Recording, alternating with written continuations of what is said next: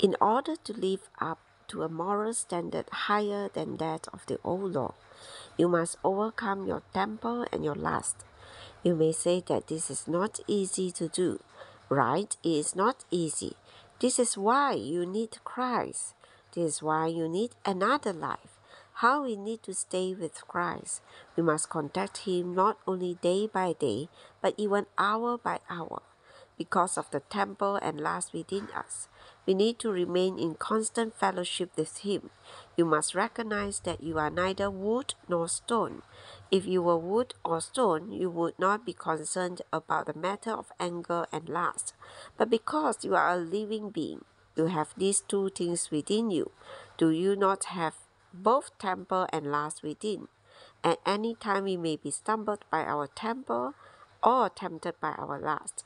Be on the alert, be watchful and pray regarding these two demons, our temper and our lust.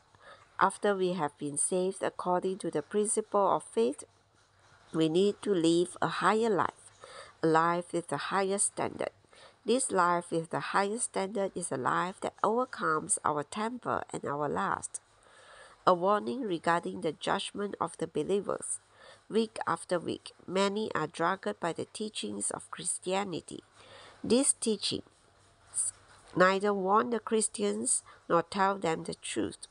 So many are not warned that they will be caused much trouble by being angry and condemning others, or by giving in to their lust. By showing even a little contempt for our brother, we shall be liable to the judgment. This does not mean that we shall perish. No, a saved person will never perish, and no one who is lost will be qualified to appear before the judgment seat of Christ. Only those who have been saved according to the principle of faith will be qualified to be there.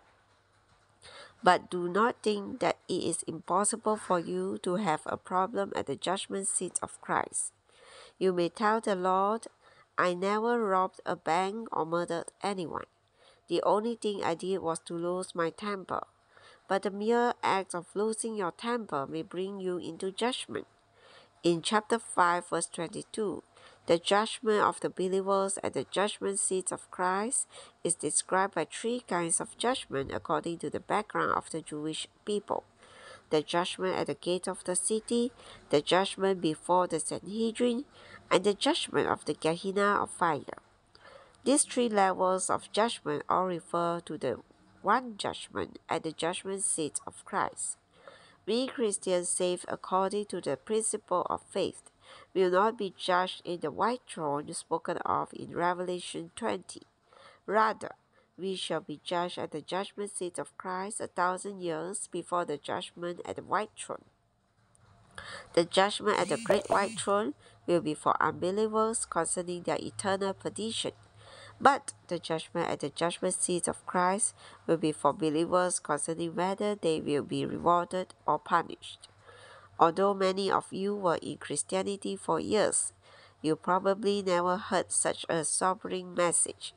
Did you ever hear a sermon telling you that, although you are saved by faith, through grace you must still live a life that is of a higher moral standard than you required by the old law? Were you ever told that you must live a life that never loses its temper, or that does not look at a woman to lust? The higher law, the law of the kingdom of the heavens, not only touches the outward acts, but also the inward motives. How high is the standard of this law? The Lord's warning concerning the standard of this law is serious. It even speaks of being put into the Gehenna of fire. I say again, this does not mean that the believers will perish. Pitiful Christianity merely tells people that they will go to either heaven or hell.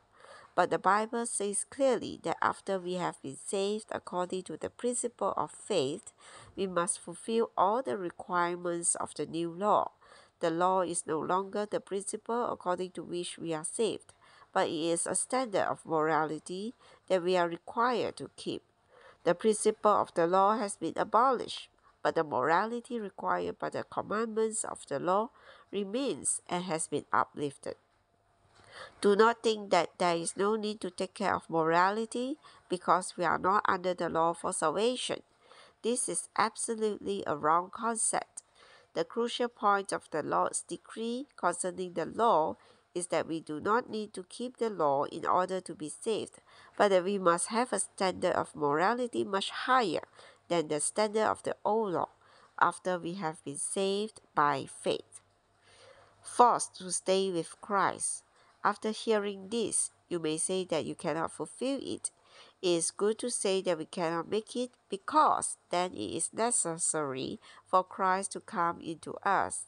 The very one who fully kept the law and who died in our stead has come into us in resurrection to be our life.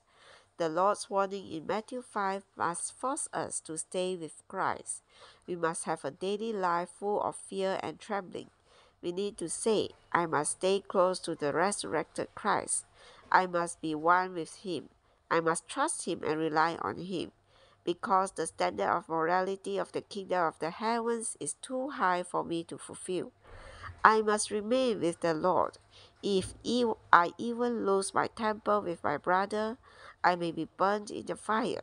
How serious this is! When some Christian teachers hear this, they may say it is heresy to teach that saved ones will be burned in the fire. Read Matthew 5 again. This chapter is not a word spoken to unbelievers. It is a word given to the disciples, the saved ones, the sons of God. If they do not bridle their anger, they will be cast into the Gehenna of fire. Some may say this is the Gehenna of fire, not the lake of fire. Do not argue about what fire it is, for even a small fire can cause us much suffering. Sunday after Sunday, so many Christians are being filled with sugar-coated teachings. They have never heard a sobering word from Matthew 5. We thank the Lord for His mercy and grace and for the faith He has given us through which we have been saved. How wonderful it is to be saved by faith. But as those who are saved, we must listen to a serious word of warning.